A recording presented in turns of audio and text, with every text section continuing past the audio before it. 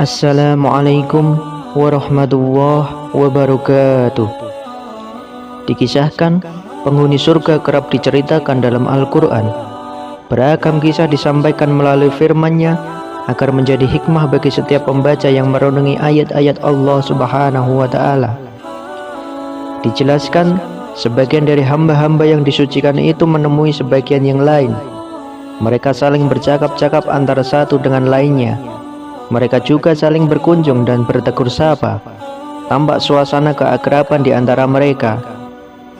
Allah Subhanahu wa Ta'ala berfirman, maka sebagian mereka menemui sebagian yang lain sambil saling bertanya. Berkatalah salah seorang di antara mereka, sesungguhnya aku dahulu di dunia pernah mempunyai seorang teman. Quran Surat As-Saffat ayat 50-51. Warga surga ini mengisahkan jika dia pernah menemui seseorang. Dia bertanya dengan kalimat yang dikutip Al-Quran yang berkata, apakah sesungguhnya kamu termasuk orang-orang yang membenarkan hari kiamat? Apabila kita telah mati dan telah menjadi tanah dan tulang belulang, apakah kita benar-benar akan dibangkitkan untuk diberi pembalasan? Quran Surat As-Saffat ayat 52-53. Setelah menceritakan pengalaman berbincang dengan seorang teman di dunia kepada sahabatnya di surga, dia pun berkata, maukah kamu meninjau temanku itu? Maka dia meninjaunya, lalu dia melihat temannya itu di tengah-tengah neraka yang menyala-nyala. Quran Surat As-Saffat ayat 54-55. Sahabatnya itu menerima ajakan tersebut. Mereka pun meninjaunya ke neraka. Sesampainya di neraka, mereka melihatnya berada di tengah-tengah api yang sedang menyala-nyala. Mereka berdua keluar dari surga untuk pergi ke neraka. Mereka hendak menyaksikan langsung apa yang sedang dialami temannya sesama di dunia itu karena tidak mempercayai hari berbangkit. Mereka kemudian menemukan temannya itu.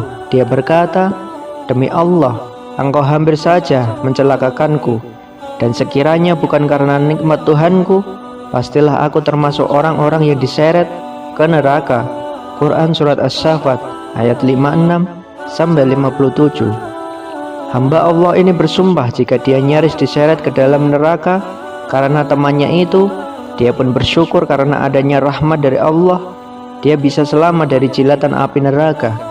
Jika diperhatikan, ungkapan selamat dari bahaya api neraka itu karena sepenuhnya rahmat dari Allah.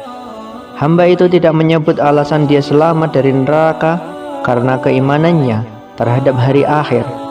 Keimanan itu sendiri pada hakikatnya ikhtiar yang dilakukan oleh manusia. Namun keputusan tetap berada dalam genggaman Allah.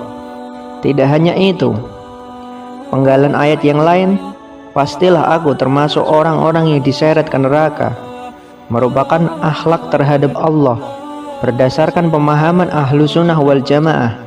Tidak etis seorang hamba mengatakan dia selamat dari azab neraka karena keimanannya dan kesalihannya. Namun penyelamat manusia di akhirat semata-mata rahmat, anugerah, dan pemberian Allah Subhanahu wa Ta'ala. Ayat selanjutnya merupakan ayat-ayat renungan dari dua sahabat di surga itu. Maka apakah kita tidak akan mati kecuali kematian kita yang pertama saja di dunia, dan kita tidak akan diazab di akhirat ini?